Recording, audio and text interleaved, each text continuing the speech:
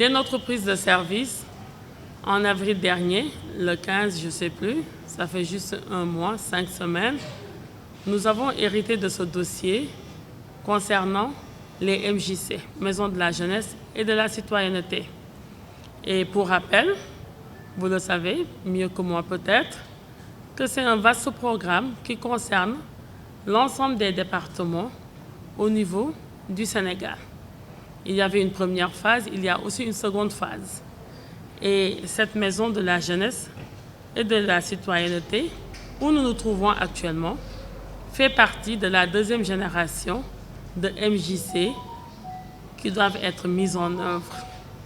Et sur l'ensemble des départements, en novembre dernier, je ne sais plus, celle de Kaolack a pu faire l'objet d'une inauguration par le président de la République sortant. Et nous avons constaté que cette maison de Tivaouane, elle est prête dans les documents et que nous pourrons procéder à son inauguration dès que nous le souhaitons. Mais vous savez, lorsqu'on hérite d'un dossier, d'une situation, on doit d'abord faire l'état des lieux. Et c'est la raison principale pour laquelle nous nous trouvons aujourd'hui, et suite aux instructions aussi du président de la République et du chef de gouvernement, nous sommes là aujourd'hui pour visiter de vue, pour constater ce qui a été fait dans cette maison-là. Arrivé sur les lieux, avec votre accompagnement, j'ai pu constater que beaucoup de choses ont été déjà réalisées et ont déjà été exécutées. Même si par ailleurs, j'ai pu relever certains éléments qui feront peut-être tout à l'heure, lorsque nous serons en conclave, nous allons formuler quelques réorientations pour pouvoir mieux prendre en charge les préoccupations de cette jeunesse. À vous, la jeunesse de Tivaouane, moi je m'adresse à vous particulièrement, sous l'égide de vos autorités qui sont ici présentes. Cette maison, ces maisons, d'une manière générale, c'est vos bijoux, c'est votre bijou à vous. Moi, je vous recommanderais d'en prendre soin et d'en faire un bon usage. Et sachez que cette jeunesse-là, vous êtes au cœur des priorités de ce gouvernement. Tout se fera avec vous, pour vous. Tout se fera exclusivement pour votre intérêt, pour vous permettre de ressusciter votre espoir, de renouer avec nos valeurs culturelles, avec nos valeurs traditionnelles.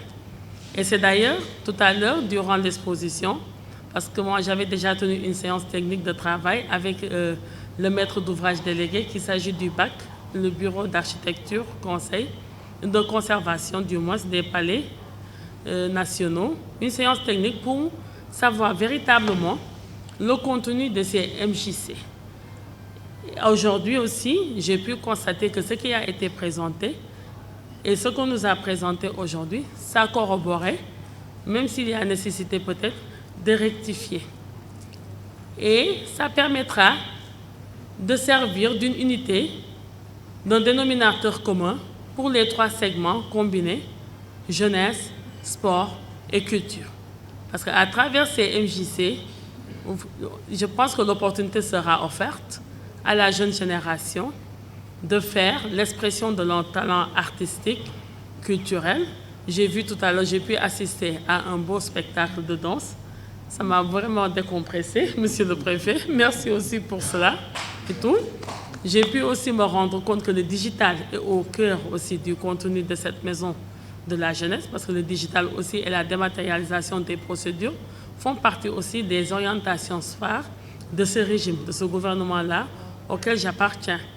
J'ai pu aussi constater qu'il y avait, en tant soit peu, des installations sportives qui pourront profiter à la population scolaire. Parce que nous savons qu'à l'heure actuelle, nos populations scolaires, surtout dans le cadre du sport scolaire, ils sont très limités et ils sont confrontés aussi à un problème de pratique de certaines disciplines sportives. Madame le ministre, Madame la présidente du conseil départemental, j'ai bien noté ce que vous avez dit à propos des jeunes qui ont été mis à la disposition de cet édifice-là et qui, jusqu'à présent, peinent à percevoir leur salaire.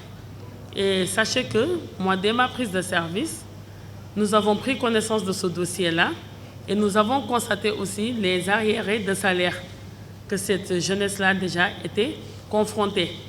La situation, l'état des lieux est en train d'être fait et nous rendrons compte aux autorités de la façon la plus fidèle pour pouvoir prendre des orientations et de pouvoir servir cette jeunesse-là.